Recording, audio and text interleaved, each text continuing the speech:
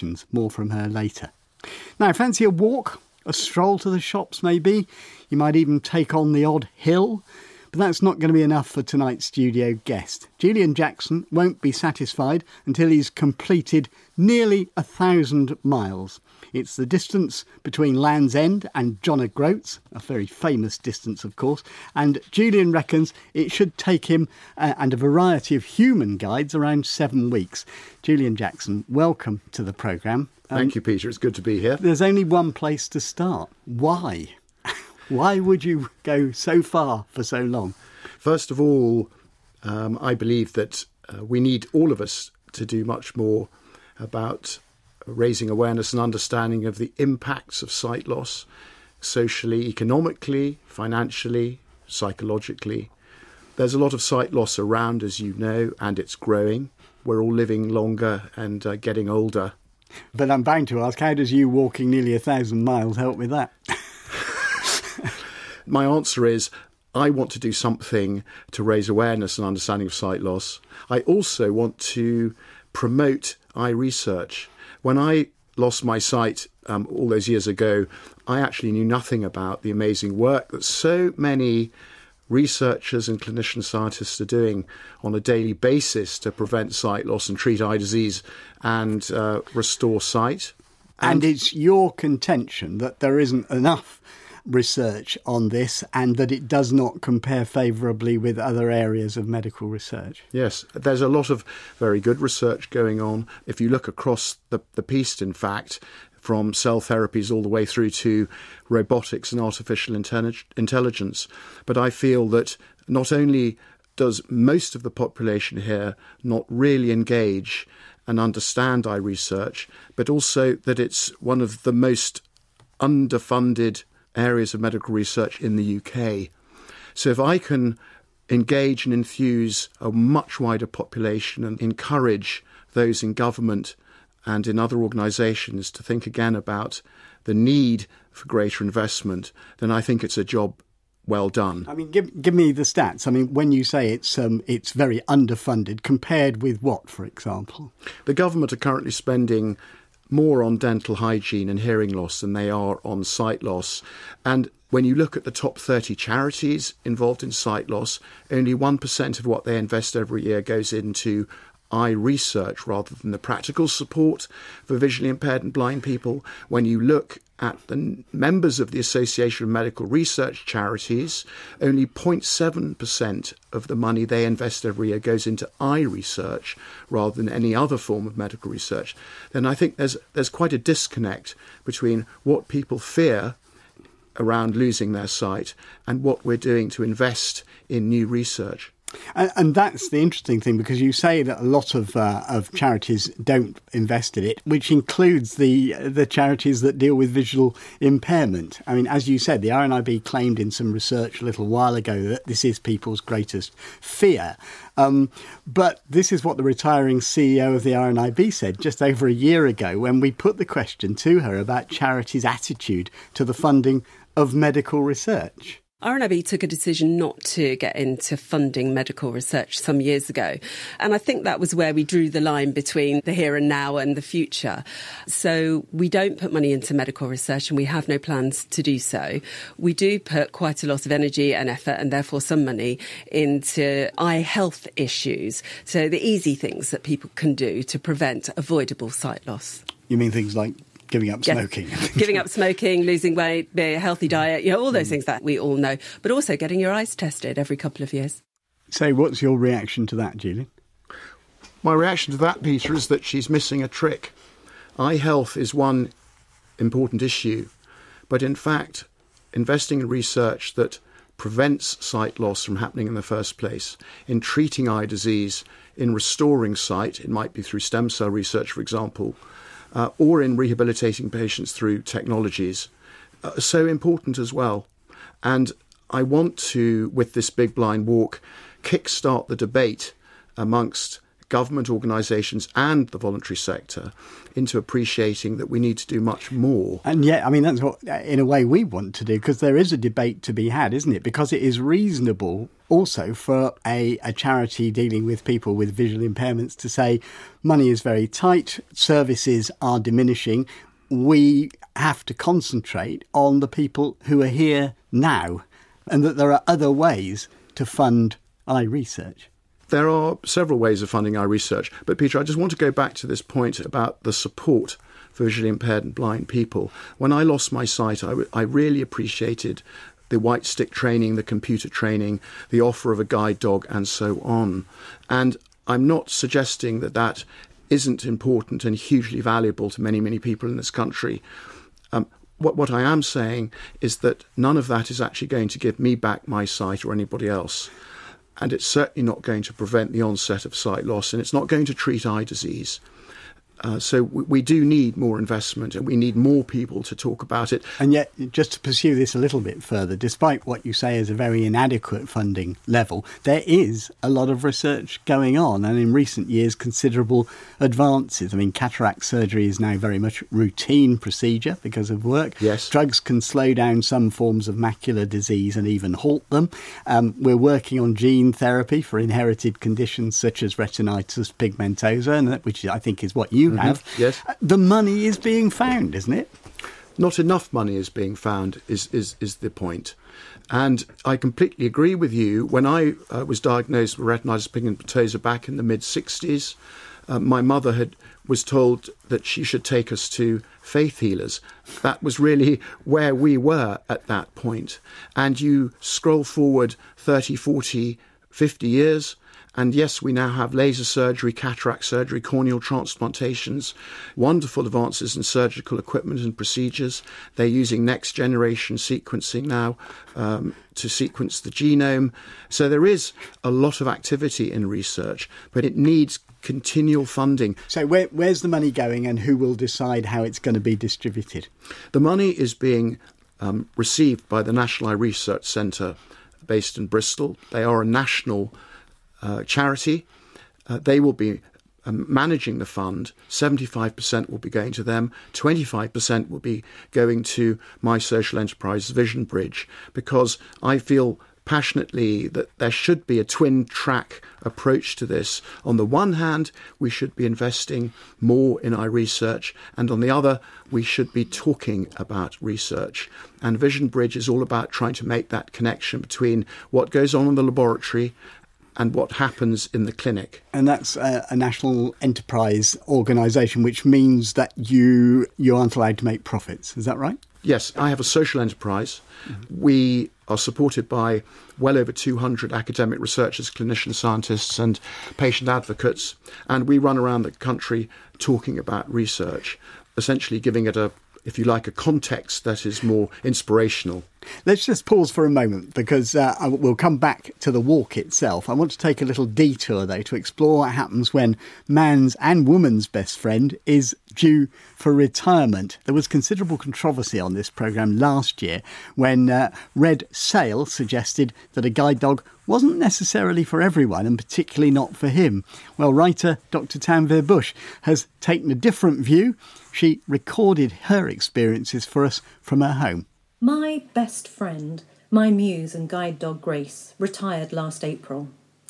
And due to circumstances out of our control, she has been, very happily, rehomed with a wonderful family. I am alone, but I'm on the list for another guide dog. Being alone again has caused me some unexpected consternation. You see, Grace was the ultimate icebreaker. Eyes turn to her, expressions soften, people smile when they see her coming. I often felt like her PA, dragging along behind, basking in her reflected glory. Sometimes it could be a right royal pain in the proverbial. In spite of the large black and yellow sign on her harness reading, "Please don't distract me, I'm working," people could still be quite rude when I asked them not to fuss her or to leave us alone so she could do her job safely. Grace didn't help by making eyes at everyone. She could and still can seriously work a room, that dog. when Grace and I, both in full PhD regalia, both hatted and gowned, were invited to lead the procession out of Bath Abbey on our graduation day, Grace just made the assumption that everyone in the Abbey was there for her. She nodded and smiled nobly and posed for photos just like a furry Beyoncé. But the thing is that while Grace was guiding me, I wasn't being given the Crip stare. That slightly slidey, sideways stare that people often use when they're nervous about someone with a disability. There was always this great warm furry beastie between them and the scary blind woman.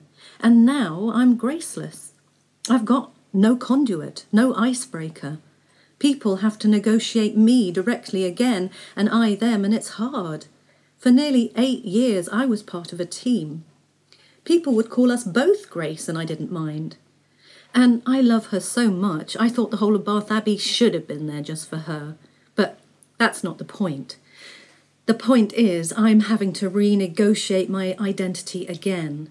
And I'm blinder than I was 8 years ago, and I'm older. On the plus side, leaving the flat with a guide dog meant harness, water bowl, play collar, lead, dog towel, wet wipes, poo bags, squeaky toy, and sometimes I'd even remember Grace. And now I flit, a mere handbag and cane. I don't leave a trail of poo bags, dog fur and fishy treats in my wake. I sometimes smell a perfume and not wet dog. I can ride at the top of the bus. I can stay overnight at a friend on a whim without having to worry about dog kibble. And I don't have to take Grace out to pee in the howling gales at 5 a.m. I take more risks physically than I would with her too, in that I'll go walking alone, and if things go wrong, at least I know I haven't caused harm to her. I need only be anxious about myself. How deliciously selfish. It is a freedom, but it is a freedom to be lonely. So do I want another dog? Yes, with all my heart. But that dog won't be Grace, so maybe it won't work. I don't know. We'll have to wait and see. Dr. Tanvir Bush, interesting to get your reactions to that. Julian Jackson is still with me. Clearly you're a keen walker, we've established that. Ever contemplated a guide dog? Do you know, Peter, I haven't. Why not? Because I have 2 dogs already. I've grown up with dogs. I love dogs. I don't need another companion. And as Tanvir said, there's a lot of responsibility dealing with a guide dog, living with a guide dog. I think we ought to find out a bit more about you. And when did you lose your sight? I lost it completely in 2010. I woke up one day and had this very weird feeling that I would lose it within probably 3 weeks. I'd been seeing out of 2% in one eye for a long time before that, and it's incredible what you can see with 2% in one eye. And I was, sure enough, I put my daughter to bed and woke up in the morning and I couldn't see her. Was that the and toughest, that was quite a tough toughest thing about it? Yeah. That was very tough. And I couldn't, of course, navigate my way around the house. I fell over the dog. She wasn't happy about that. And, of course, I couldn't see my wife either. And my friends, I couldn't navigate outside. It became very isolating and very alarming and very confusing and very disorientating, all in one 24-hour period. Can we talk a bit more about the actual mechanics of this walk? It's all very well to do it, but someone who can see can gain all sorts of things from it. They can look at the scenery, they can watch the wildlife. Isn't walking, if you can't see, a bit dull? Well, Peter, that's an interesting point. I tandem cycled from John O'Groats to Land's End back in 2010, and you interviewed me about that. The average speed we were doing then was about 20 miles an hour. Walking, we're averaging about 3 miles an hour. So this whole experience is going to be very slowed down for me. I had a very strange compulsion when I went blind to get outside and stay outside. I want to feel the sunshine on my face, the rain, the wind, essentially, battling the elements, if you like. And because there'll be some quite rough terrain, won't there? Yes, there will. Especially in the Highlands, but I want to be able to feel the terrain. I also love the interaction with my wonderful guides, who will have that job of not only stopping me from falling into potholes, but also describing the landscapes around me. As you know, Peter, with no sight, you listen very hard. I'm interested you say that, because there are two ways of looking at it. And, because you want someone describing the terrain and the area and the things around you relentlessly. I can remember when I did my comic relief walk, it was great to start with, and then, it was in the desert, so there's a boulder, there's another boulder, there's a sand dune. Yeah, a boulder is a boulder. A boulder is a boulder. Can you have too much chat and description on a walk back? Yes, you can. And a great friend of mine who's my tandem buddy, there are periods of silence, which is wonderful. And I'm sure there will be periods of silence on the walk. In fact, a friend of mine who will be guiding me at some stage said to me the other day, "Now, Julian, I am going to be walking with you for 5 days. Do we have to chat all the time?"